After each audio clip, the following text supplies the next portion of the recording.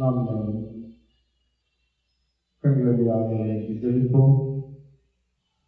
துதி மத்தியில் வாசம் செய்கிற அன்பை எழுதின ஆண்டவரே, இது இந்த அருமையான மாலை வேலையில் இந்த வேதாலயத்தை ஆராய்ந்து வாசலை புரிந்து கொண்டு உடைய நாமத்தின் நிமித்தம் உடைய பாதையில் நாம் நடக்கின்ற பிள்ளைகளாக நடக்கூடிய தலைவர்களுக்கும் இன்னும் அநேகம் இந்த வார்த்தையை கேட்க ஆர்வமாக எங்களோடு சேர்ந்து இந்த வேலையில் எங்கள் மத்தியில் இந்த வார்த்தைகளை பரிசுத்துடன் நாம் என்று சொல்கிறோம். இதே போல இந்த வேலையிலே நாங்கள் ஏற்படுகின்ற பாடல்கள் இருக்கின்ற பகுதிகள் யாவற்றும் இந்த தெளிவு பிரசனத்தின் வருடத்தில் மாற்றமாகும் எங்கள் இந்த நேரத்தில் வருத்த வேண்டும் என்று எங்கள் மூலமாக இந்த வேலை சொல்கிறோம். நாம் யாவரும் இந்த வேலையில் ஆரம்பமாக பாடல் புத்தகத்தில் 71வது பாடலை பாடுவோம். இயேசுவே துதி செய் நீ மனமே, இயேசுவே இயேசுவையே துதி செய் நீ மனமே, இயேசுவையே துதி செய், இயேசுவையே துதி செய் நீ மனமே, இயேசுவையே துதி செய். மாசமில்லாத பராபரவஸ்து, மாசமில்லாத பராபரவஸ்து, நேசகுமாரன் மெய்யான கிறிஸ்து, நேசகுமாரன் மெய்யான கிறிஸ்து, இயேசுவையே துதி செய் நீ மனமே, இயேசுவையே துதி செய், இயேசுவையே துதி செய் நீ மனமே, இயேசுவையே துதி செய். அந்தரமாந்தரையும் தருணந்த, அந்தரமாந்தரையும் தருணந்த, சுந்தரமிகுந்த சமுதரநந்த, சுந்தரமிகுந்த சமுதரநந்த, இயேசுவையே துதி செய் நீ மனமே, இயேசுவையே துதி செய், இயேசுவையே துதி செய் நீ மனமே, இயேசுவையே துதி செய். எண்ணின காரியம் யாவும் முகிக்க, எண்ணின காரியம் யாவும் முகிக்க, மண்ணிலும் வேண்டிலும் வாழ்ந்து சுகிக்க, மண்ணிலும் வேண்டிலும் வாழ்ந்து சுகிக்க, இயேசுவையே துதி செய் நீ மனமே, இயேசுவையே துதி செய், இயேசுவையே துதி செய் நீ மனமே, இயேசுவையே துதி செய். தொடர்ந்து நாம் பாடல் புத்தகத்தில் 44வது பாடலை பாடுவோம். சூரியன் மறைந்து அந்த தாக்கம் சொல்வோம். சூரியன் மறைந்து, சூரியன் மறைந்து அந்த காலம் சூழ்ந்தது, சூரியன் மறைந்து அந்த காலம் சூழ்ந்தது, சோதனையில் மயங்குமே இழைப்பார் போகுது, சோதனையில் மயங்குமே இழைப்பார் போகுது, தேவா கிருபை தூது கருமையா, தேவா கிருபை தூது கருமையா, பாதுகாத்தியே அருள்வது பாதுகாத்தியே, சகலத்தினையும் மகளவை தருணமும் தந்தாயே, சகலத்தினையும் மகளவை தருணமும்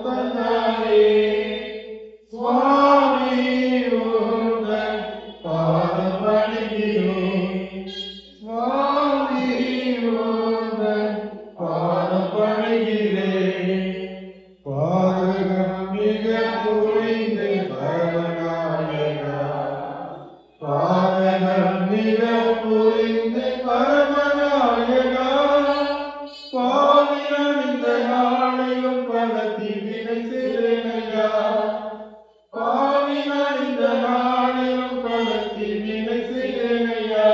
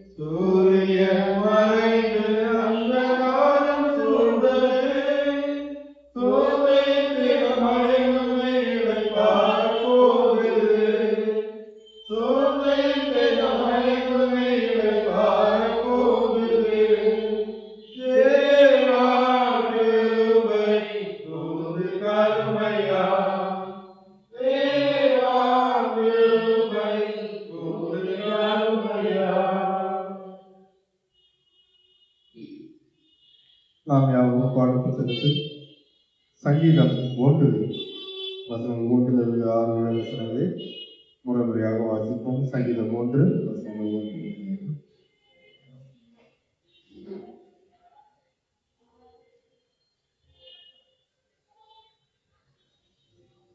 பாக்கியவான்யவன் பொல்லாதவர்களின் ஆலோசனைப்படி நடவாமலும் பாவிகளின் வழியில் நில்லாமலும் பரிகாரத்தற்ற தத்தில் உட்காராமலும்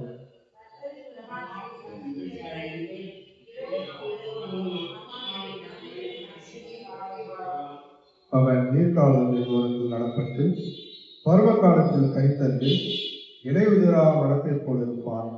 அவன் செய்வதெல்லாம் வாழ்க்கை.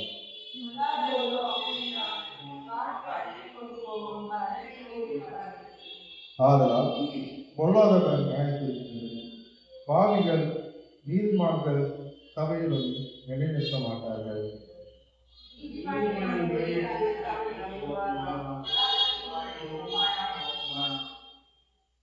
ஆமென். நாம் யாவரும் அமர்ந்திருப்போம். அன்புக்குள்ளே பாடலின் தாசராக இயேசு கிறிஸ்துவின் எளிதான நாமத்தினால் உங்களுக்கு கிருபையும் சமாதானம்.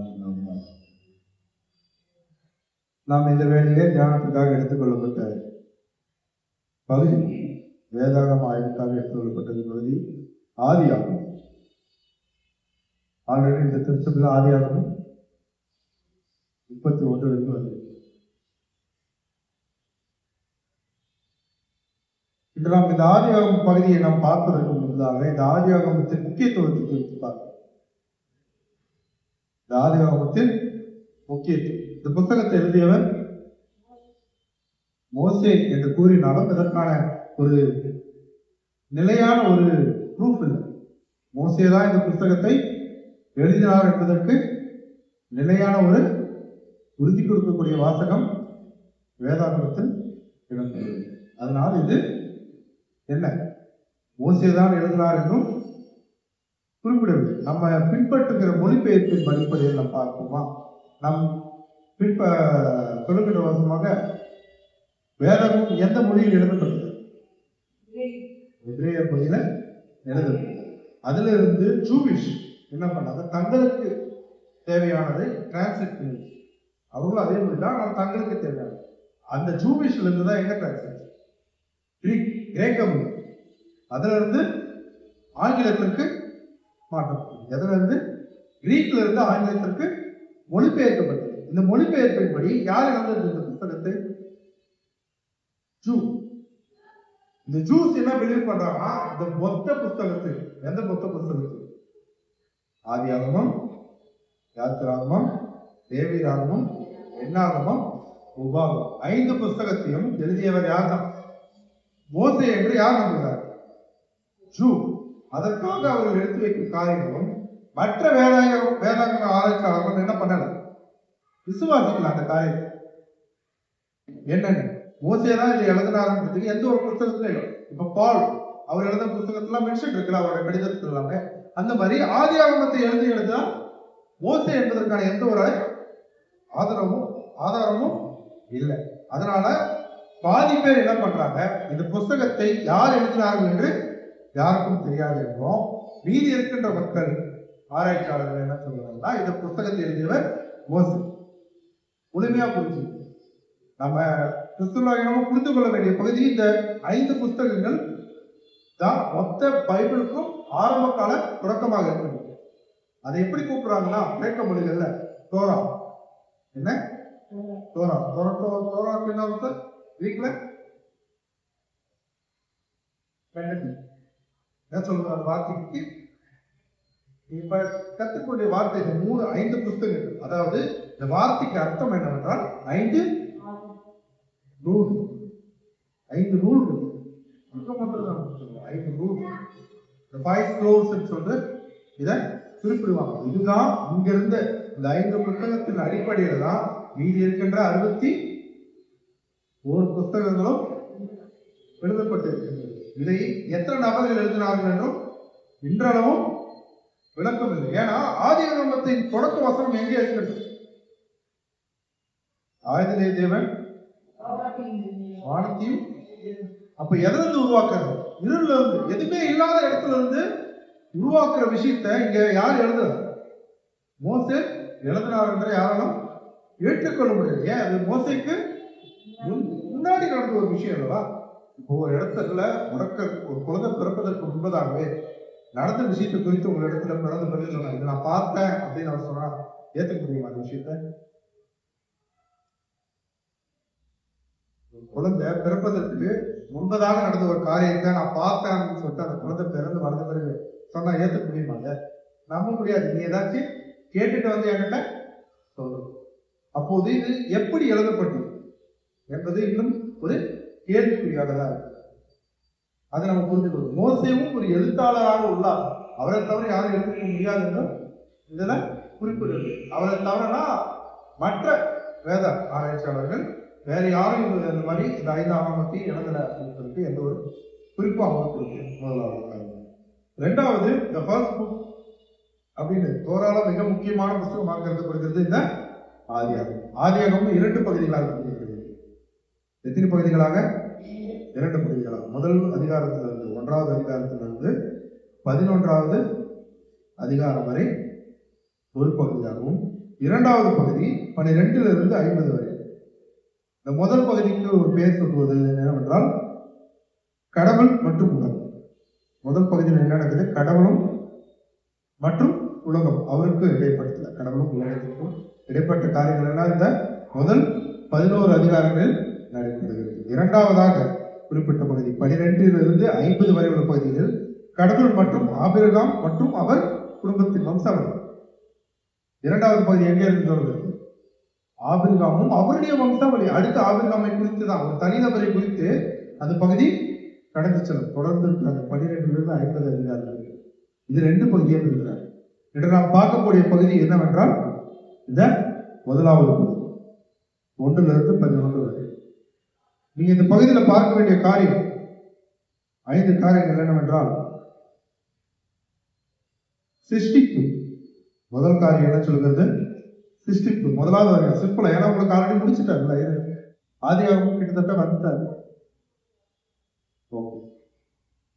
இதுல நம்ம பார்க்க வேண்டிய காரியம் என்னவென்றால், முதல் பகுதி முதல் அதிகாரம் சிருஷ்டிப்பு. முதல் அதிகாரம் 2வது அதிகாரம் எதை குறித்து சொல்லுது? சிருஷ்டிப்பு. கடவுள் எப்படி வாயின் வார்த்தைகளாக இருளிலிருந்து ஒரு உலகத்தை படைத்து அந்த இடத்துல தன்னை போல இருக்கின்ற 2 பேர் என்ன பண்றாங்க? முதல் ஆதாமையும் 2வது ஏவாளையும் உருவாக்கி அங்கே கடவுள் படைத்த அனைத்துக்கும் அதிகாரத்தை யார் எடுத்து கொடுக்கிறார்? மனிதர்களிடத்துல கொடுக்கின்றார். நம்ம சிம்பிளா போகும். இந்த இடத்துல அவர் உருவாக்குகின்ற எல்லாத்துக்கும் தன்னை போல் படைத்த கடவுளுடைய உருவத்துல தான் யார் படிக்கிறார்? மனிதர்களையும் படைக்கிறார். அப்படி படைத்தவர்கள் இடத்துல என்ன கொடுக்கிறார்? அதிகாரத்தை அவர் கொடுக்கிறார். கடவுளுக்கு எப்படி அந்த கெடுத்தல் அதிகாரம் உண்டோ, அந்த உலகத்தின் மேல் அதிகாரம் உண்டோ, அந்த அதிகாரத்தை யார் இடத்துல கொடுக்கிறார்? அங்க இருக்கின்ற மனிதர்கள் இடத்துல கொடுத்து அவர்கள் இடத்துல சொல்கிறார், இங்க இருக்கின்ற எல்லாவற்றையும் சகலவற்றையும் ஆண்டு இருக்கிறார். அப்படிதான் இந்த இடத்துல கொடுத்தார் சிருஷ்டிப்பு. 2வதாக நாம் பார்க்க வேண்டிய பகுதி 3வது பகுதியில் என்ன சொல்றதுன்னா, மனிதனின் வீழ்ச்சி. 3வது அதிகாரத்தில் தொடக்கத்துல எல்லாம் யார் வராங்க? 3வது அதிகாரத்துல சர்ப்பம் என்ன பண்ணுது? இதை படைத்ததும் யார்? கடவுள் தான். இந்த உலகத்தின் ஆக்குமைக்குள்ளாக அந்த சர்ப்பத்தை படைத்ததும் கடவுள் தான். இந்த இடத்துல அவர் படைக்கும் போது கடவுளுக்கு எதிராக திரும்புவது மனிதனா சர்ப்பமா? சர்ப்பம் கடவுளுக்கு எதிராக திரும்பியது. அதற்கு யார முதல்ல அது பலிக்கடாவா தேடுதுன்னா யார் தேடுது? ஏன்? அவங்க பேர்னு அதெல்லாம் தேவையில்லை. அவங்க யார் உருவப்படி இருக்காங்க? யார் உருவப்படி அவங்க உருவாங்க? கடவுளின் சாயலாக. மனிதன் எப்படி இருப்பான் அப்படின்றது கடவுளின் சாயலாகன்றது கடவுளுக்கு மிக முக்கியமான 2 நபர்களை தான் என்ன பண்றாரு? சர்ப்பம் குறிவைக்கின்றது. அவர்கள் தான் முதல்ல. அவ்வளவு காட்டு விலங்குகள் இருக்குல்லவா, இதுவும் ஒரு ஜீவன் தான் அங்க இருக்கின்றது. அங்க இருக்கிற மற்ற ஜீவராசிகள் எல்லாம் விட்டுட்டு யார் தேர்ந்தெடுக்கிறது? மனிதர்களை தேர்ந்தெடுக்கிறது. அதுக்கு முதல் காரணமாக யார் இடத்துல போகுது? தீயின் இடத்துல சென்று அவர் இடத்துல சொல்லுகிறது, இந்த இடத்துல இருக்கிற எல்லாத்தையும் ஆண்டு கொண்டு சொன்ன தேவன் இந்த மரத்துல மட்டும் என்ன பண்ணாங்க? புசிக்க வேண்டாம் என்று சொன்னார். எந்த மரத்தை? நன்மை தீமை அறியத்தக்க மரத்தை என்ன பண்ணக்கூடாது? புசிக்க கூடாதுன்னு சொல்லி சொன்னார். வேதாகமத்துல எத்தனை மரம் ஏதேன் தோட்டத்துல இருந்து? எத்தனை மரம்? 1 என்ன? இந்த இடத்துல கடவுளின் சாயலாக படைத்தவர்கள் ஆல்ரெடி என்னதான் இருக்காங்க? Eternal life. அவர்களுக்கு என்ன இல்லை? மரணம் என்பதே இல்லை. மனிதர்களுக்கு அந்த நேரத்தில் என்ன இல்லை? பாவத்திற்கு முன்பதாக மரணம் என்பதே இல்லை. அந்த மரத்தை குறித்து அவர்கள் எந்த ஒரு காரியத்தையும் கேட்கல. இந்த நாலேஜ், கடவுளின் ஞானத்தை நான் பெற்றுக்கொள்ள வேண்டும் என்ற பேராசையத்தை யார் இடத்துல விதிக்கிறான்? ஸ்திரீயின் இடத்துல விதித்தால் அவள் அதை எதிர்த்து விட்டு தன்னுடைய கணவனிடத்தில் விதித்தாள். அவனும் என்ன பண்றான்? இப்போது நன்மை தீமை அறிகிறான். தான் நிர்வாணமாக இருக்கிறதை என்ன பண்றான்? அந்த இடத்துல உணர்ந்து கொண்டு தன் உடலை மறைத்துக் கொண்டு கடவுள் வருகின்றதை கேட்டு உணர்ந்து கொள்ளுகிறான். இந்த இடத்துல கடவுளும் அங்கே கடந்து வருகிறான். கடந்து வந்து என்ன பண்றாரு? ஆதாமையும் மேபாலும் அங்கே இருந்து அனுப்பி விடுகிறார். ஏதேன் தோட்டத்தில் அனுப்பிவிட்டு அந்த இடத்துல காவலுக்கு எடுக்கிறார். யார? எதற்காக காவல் எடுக்கிறார்? மீண்டுமாக இந்த மனிதர்கள் கடந்து வந்து எதை பறித்திருக்கூடாது? ஜீவ விருட்சத்தின் கனியை நீங்க பெற்றுக்கொள்ளக்கூடாதுன்றதுதான் கடவுள் நோக்கம். நீங்க பார்க்கறதுனா பாவம் செய்த பாம்பையும் அவர் மன்னிக்கவில்லை, அதே போல பாவம் செய்த மனிதர்களையும் அவர் மன்னிக்கவில்லை. 2 பேருக்குமே தண்டனை கொடுக்கிறார். முதல் தண்டனை பாம்புக்கு என்ன கொடுக்கிறார்? என்ன சொல்றார்? பாம்பை இந்த ஸ்திரீயுடைய சந்ததியை என்ன பண்ணும்? உன் தலையை நசுக்கும். அவன் காலால் உன் தலையை நசுக்குவான். நீ அவன் குதிகாலை என்ன பண்ணும்? அந்த இடத்துல உன்வித்துக்கும் அவனுக்கும் நான் என்ன பண்ணுவேன்? பகை உண்டாக்குவேன். இந்த இடத்துல பகை எந்த இடத்துல இருந்து உருவாகும்? ஏதேன் தோட்டத்துல ஆரம்பத்திலே பாம்புக்கு அவன் தோற்கடிக்கப்பட்டான். தன்னுடைய எண்ணத்தின்படி இவர்கள் இந்த ஏதேன் தோட்டத்தை என்ன பண்ணணும்? கடவுளிடத்திலிருந்து எடுத்துக்கொள்ள வேண்டும். கடவுளுக்கும் மேலாக வர வேண்டும் தான் யாரு? சர்ப்பத்தோடு. சர்ப்பம் யாரை தோற்கடிக்க வந்தது? கடவுளுக்கு எதிராக ஒரு ரெபெலியனை உருவாக்க வந்தது. ஆனா இந்த இடத்துல தோற்கப்பட்டது யாரு? அது ஒரு சாபத்தை பட்டது. காலம் முழுக்கும் நீ என்னதான் பண்ணிட்டு தூசியிலே. இந்த இடத்துல பாவம் செய்த இரண்டாவதாக பாவம் செய்தது யாரு? ஆதாம் ஏவாளுக்கு இந்த எட்டர்னல் லைஃப்ல இருந்து இது வரைக்கும் அவங்க இருந்த இடத்துல அவர்களுக்கு 3 வேளையிலும் உணவு இருந்தது. இருக்கிற பழங்கள் அங்க எந்த ஒரு வேலையும் அவங்களுக்கு இல்லாம இருந்தது. ஆனா இப்ப என்ன தண்டனை கொடுக்குறாரு? என்ன சொல்றாரு கடவுள் அவங்க இடத்துல? நீ போய் இதுக்கு மேல உழைக்கும் வேண்டிய மண்ணில சித்தி தான் என்ன பண்ண முடியும்னால சாப்பிட்றதுக்கு முடியும். அதே போல அந்த பெண்மணிக்கு என்ன கொடுக்குறாரு? கர்ப்ப வேதனையை பலப்படுத்துறது. இப்படி 2 பேருக்கு நன்மை தண்டனையை கொடுத்தாலும் 2 பேருக்கும் சேர்த்து ஒரு காரியத்தை சொல்கிறார். என்ன? இதற்கு மேல உங்களுக்கு என்ன இல்லை? ஏதேன் தோட்டத்துல இடம் இல்லை. அவர்கள் அங்கே இருக்கின்ற வரைக்கும் தான். கடவுள் தான் அந்த எட்டர்னல் லைஃப் ஜீவ விருட்சமே யார் தான்? கடவுள் தான். நம்ம அந்த இரண்டாவதாக பார்க்கக்கூடிய கனி ஒரு மரம் அல்ல. அந்த மரத்தை வைத்திருப்பதற்கான காரணம் என்னவென்றால் அந்த ஜீவ விருட்சமே யார் தான்? கடவுள் தான். அவர் தான் உங்களுக்கு என்ன கொடுக்க முடியும்? எட்டர்னல் லைஃப் கொடுக்க முடியும். மீண்டுமாக எப்படி நீங்க கடந்து வந்து அந்த பழத்தின் மூலமாக நீங்க என்ன பண்ண முடியாது? மரணம் உங்களுக்கு தண்டனையாக கொடுக்கப்பட்டது. அந்த மரணத்திலிருந்து நீங்க தப்பிக்க கூடாது. நான் என்ன பண்ண முடியாது? எட்டர்னல் லைஃப்பை பெறக்கூடாது. அதுக்கு நீங்க இந்த ஏதேன் தோட்டத்துக்குள்ள திரும்பி வரக்கூடாதுதான் அந்த காவலாளியாக போட்டிருக்கிறதுக்கான ரீசன்ஸ். அதே போல கீழே பார்த்தீங்கன்னா அவர் வந்து தண்டனை கொடுத்து அனுப்பி தொடர்ந்து அந்த பாவத்தின் வளர்ச்சியாக முதல் கொலையை நடைபெறும். முதல் கொலை யாரு? யாரு இறந்தது? காயின் தான் என்ன பண்ண? ஆபேல. இந்த இடத்துல முதல் கொலையை செய்யறாங்க. கடவுள் சொன்னார்ல செய்யக்கூடாதுன்னு சொல்லி கூட என்ன கேட்டாங்க?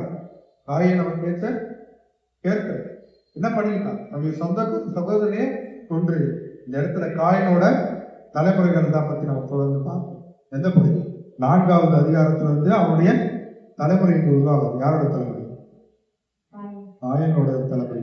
அவனுடைய வம்சாவளிகள் அப்படியே நம்ம பார்க்கும்போது புதுதாக ஒருத்தவர் லேமா. இவன் வம்சாவளியில் வந்தவர். அந்த இடத்துல நீங்க பார்க்கும்போது காயினுக்கு அடுத்தவரை எல்லாமே பெண்களை அடிமைப்படுத்துது, கொலை, கொள்ளை. அந்த நகரமே எப்படின்னா ஒரு காசு கொடுத்தா போருக்கு போயிட்டு வர கூட்டமா மாறி போச்சு. யாரோட வம்சாவளி இது? காயினின் வம்சாவளியா வந்தவர்கள் எல்லாம் பெண்கள். ஒரு ஆண் எவ்வளவு பேரை வேணா, எவ்வளவு பெண்களை வேணா கல்யாணம் பண்ணிக்கலாம், எவ்வளவு பேரை வேணா குடும்பப்படுத்தி அவர்களுக்கு அடிமையாக வைத்துக் கொள்ளலாம். இதெல்லாம் எங்க இருந்து உருவாகுது? காயினின் வம்சாவளியாக. அவன் ஒரு தவறை செய்து அதை மூலமாக அங்கே இருந்து விலகி சென்று அவன் மூலியமாக புதிதாக என்ன பண்ணுது? ஒரு நகரமே உருவாகி இருக்கு. இதன் மூலியமாக வந்த அந்த தேவம் இவர்களின் வம்சாவளியத்தில் வந்தவர்கள் தான் அரசர்கள், அதிகாரிகள் மற்றும் பிரீஸ்ட். அவங்க என்ன சொல்லிக் கொள்வாங்கன்னா எங்களை கடவுள் அனுப்புறார். கடவுளின் வம்சாவளி யாரு? காயினோட வம்சாவளி என்ன சொல்லுவாங்கன்னா நாங்களே கடவுளின் வம்சாவளியாக வந்தவர், நாங்கள் தான் இங்க ஆட்சி செய்வோம்னு சொல்லிட்டு அவர்கள் மூலமாக கடந்து வந்தவர்கள் தான் அந்த வம்சாவளியை சொல்லி the fallen angels அப்படின்னு சொல்லிட்டு ஆரம்பிக்கிற அந்த வகையில வந்தவங்க தான் நாங்க இங்க ஆட்சி புரிவது நாங்க தான் சொல்லிட்டு அவர்களும் எடுத்தாங்க. ஆனா இப்போ அவங்க சொந்த ஊர்ல மட்டும் இல்லை, இவர்கள் பதவியேற்கப்பட பல நாடுகளுக்கு இது பார்க்கிறது. என்ன? ஒரு ஆண் பல திருமணங்களை செய்து கொள்ளலாம். அவர்கள் கொலை செய்வதோ அடிமைகள் வைத்திருப்பதோ என்ன சட்டவிரோதம் அல்ல. பெரிய பதவியில் இருக்கிறவர்கள் எல்லாமே எவ்வளவு பெண்களை வேணாலும் நீங்க வைத்துக் கொள்ளலாம். அப்படி ஒரு தவறான எண்ணத்தின் வழியாக கொண்டு வந்த இந்த சந்ததியை கடவுள் பார்க்கின்ற போது ஒரு மனிதனை தேர்ந்தெடுத்து ஒரு வெள்ளத்தை அவர் என்ன பண்றார்? உருவாக்குறார். என்ன பண்றார்? பெரிய ஒரு வெள்ளத்தை உருவாக்குறார். எந்த பகுதியில்? தொடர்ந்து 6-9 அதிகாரங்களை குறித்து நம்ம பார்க்கிறோம். இந்த பகுதியில் நீங்க பார்க்கின்ற போது கடவுள் தேர்ந்தெடுத்த மனிதன் பெயர் என்ன? இந்த மனிதன் தன்னுடைய குடும்பத்துடன் ஒரு பேழையில ஏற்கின்ற விலங்குகள் எல்லாத்தையும் ஏற்றுக்கொண்டு என்ன போனார்? பிரயாணித்து போனார். உலகத்தில் குழுக்கும் என்ன மழை பெய்து எல்லாவற்றையும் அழித்தது. எதை அழிக்க விரும்பினார் கடவுள்? இந்த பாவ செயல்களை அவர் அழிக்க விரும்பினார். மீண்டுமாக ஒரு ஆதாம் இங்கே உருவாக்குறார். யார்? எப்படி மனிதன் முதல்ல ஆதாமின் மூலமாக தொடங்கினானோ அதே போல இந்த இடத்துல யாரு? ஆதாம். நோவாதான் ஆதாம். இவனும் பாவத்தில் விழுந்தான். என்ன பண்றான்? வேதாகமத்தில் முதல்ல குடித்த நபர் முதல்ல வேதாகமத்துல மென்ஷன் பண்ண குடித்த நபர் இவரிடத்துல இருந்து ஆரம்பிச்சு இந்த இடத்துல அவர் செய்து மீண்டுமாக என்ன பண்ணாரு? பாவத்தில் விழுகிறார். குடிப்பதனால அதன் மூலமாக அவர் செய்த தன்னையே மறந்த செயலின் நிமித்தம் மீண்டும் என்ன பண்ணிட்டு பாவம் அங்கே உருவாயிட்டு, இதற்கப்புறம் அவர்கள் எல்லாம் ஒற்றுமையா இருக்கிறோம். நாங்க கடவுளுக்கு பெரிய கோபுரத்தை கட்டணும்னு சொல்லிட்டு ஒரு பொருளை உருவாக்குறோம். என்னன்னா அதுதான் முதல்ல அவர் கண்டுபிடிச்ச செங்கல். மண்ணை சுட்டு உருவாக்கக்கூடிய ஒரு செங்கலை உருவாக்கி என்ன பண்றாங்க? பெரிய கோபுரத்தை கட்டுறாங்க. எதுல? 11வது அதிகாரத்துல எது நாம பார்க்க என்ன கோபுரம்? கோபுரத்தை கட்டுறாங்க. இந்த கோபுரத்தை கட்டும் போது கடவுள் அவர் இடத்தில் பார்த்தது என்ன? ஒரே பாஷை. வேற ஒரே பாஷையினால கடவுள் கோபத்துல பிரிக்க கூடாதுல்ல. என்ன தவற பார்த்தாங்க அவங்க இடத்துல?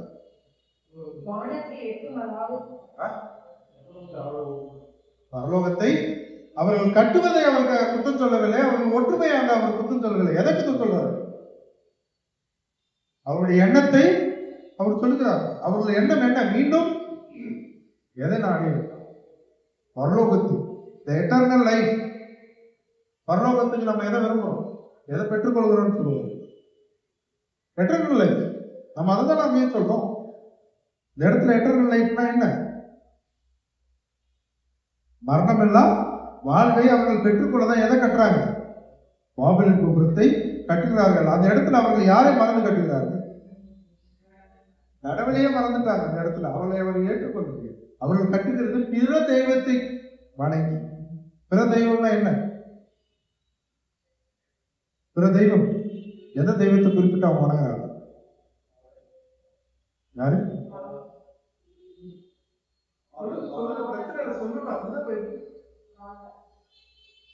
கிட்டத்தட்ட அங்க இருக்கிற கூட்டங்கள் எல்லாம் ஒரே பாஷையை பேசினாலும் அவர்களுக்கு தேவையான கடவுளை எடுத்து வணங்கினார். அவர் சொல்லுகிறது தான் நீங்கள் அவர்கள் உருவாக்கின கடவுள் மண்ணில் இருந்து ஒன்று உருவாக்குனாங்க, ஆகாயத்துக்கு ஒரு கடவுள் உருவாக்குனாங்க, கட்டுகிற கட்டிடத்துக்கு ஒரு கடவுள், அப்படி பல கடவுளை வணங்கி கடவுள் சொன்ன வார்த்தைகளை பின்பற்றாமல் நோவாவும் இந்த இடத்துல பாவத்தின் வழியாக இந்த இடத்துல மீண்டும் என்ன பண்ணுகிறார்? மனிதர் இரண்டாவது மனிதன் மூலமாக பாவத்திற்குள்ளாக முதலாதாம் பாவத்தில் வீழ்த்தினான். இரண்டாம் ஆதாமும் நம்மளை பாவத்தில் வீழ்த்தினான். மூன்றாம் ஆதாம் தான் நம்மளுக்காக மரித்து அந்த பாவத்திலிருந்து மீட்டுக் கொண்டார். இந்த இடத்துல நம்ம பார்த்த பகுதியில் நீங்க குறிப்பிட்டு இந்த பகுதியில் நீங்க பார்த்தது என்ன? இந்த 1 to 11 வரை உள்ள பகுதியில் கடவுளுக்கும் உலகத்திற்கும் உள்ள காரியங்களை குறித்து தான் சொல்லியிருக்கோம். எல்லாமே பாருங்க. சிருஷ்டிப்பு இருந்திருக்கும், ஒன்று இருந்தத மனிதனின் வீழ்ச்சி 3ஆம் அதிகாரம் 4-5-6 காயினும் ஆபேலும் இருக்கும். 6 மற்றும் 10ஆம் அதிகாரத்தில் பெருவெள்ளம். 11வது அதிகாரத்தில் பாபிலோனின் கோபுரம். இதுதான் இந்த பகுதி நமக்கு சொல்லுகிறது. இப்போ இதை பார்த்த பகுதி வரைக்கும் கடவுள் உலகத்தோடு செய்த காரியங்களை குறித்து தான் நம்ம பார்த்தோம். இதுக்கப்புறம் கடவுள் தனியா ஒரு நபரை தேர்ந்தெடுக்கிறார். 12 முதல் வசனத்துல 1-2-3 இருந்து நம்ம கடவுள் ஒரு முடிச்ச போடுகிறார். எதுக்கு? இந்த 2 அதிகாரத்துக்கு பிரிக்கப்பட்டோம்ல. 11 1-11 வரைக்கும், அதுல 12 50 வரைக்கும். இந்த 12 இருந்து 50 வரைக்கும் சேர்க்கக்கூடிய ஒரே வசனம் எது? 12ல 1, 2, 3. அதுதான் நம்ம அடுத்த வாரத்துல வந்து பார்க்க போறோம். நாம் கண்களை முடிச்சு இப்போ துதியின் மத்தியில் வாசம் செய்ய அன்பிலிருந்து நல்ல ஆண்டுகிறே. இதோ இந்த வேலையிலே நமக்கு ஏறெடுத்த வேளாண் ஆய்வுக்காக நடத்திருக்கிறோம். இந்த நாளிலே நாங்கள் படித்த காரியங்களை வைத்து உடைய வேதாகமத்தை நன்கு அறிந்து இன்னும் அநேக வார்த்தைகளை தெரிந்து கொண்டு புதிதாக ஒரு வாழ்க்கையாக செல்ல நாங்கள் எங்களை தயார்படுத்திக் கொள்ள எங்களை பயன்படுத்துமாறு எடுத்துக்கொள்கிறோம். அதே போல வந்து கொண்டிருக்கின்ற ஒவ்வொரு ஆசிரியரையும் இங்கே இருந்து நாங்கள் கடந்து செல்கின்ற போது உங்கள் தெய்வீக கருத்தினால் எங்களை பாதுகாத்து ஆசீர்வாதமாக வழங்குமாறு எடுத்துக்கொள்கிறோம். அதே போல திருச்சபையில் இருக்கின்ற ஒவ்வொரு காரியத்தை ஒப்படைக்கின்றோம். குறிப்பாக திருச்சபை மூப்பர்கள் மற்றும் பொறுப்பாளர்கள் யாரும் ஆசிரியருக்கு இந்த திருச்சபையில் இன்னும் அநேக சேவை செய்கின்ற ஆசீர்வாதத்தை அழைத்து தேர்வு செய்கிறோமா எடுத்துக்கொள்கிறோம். யாரும் காத்துக்கொள்ளும் மூலமாக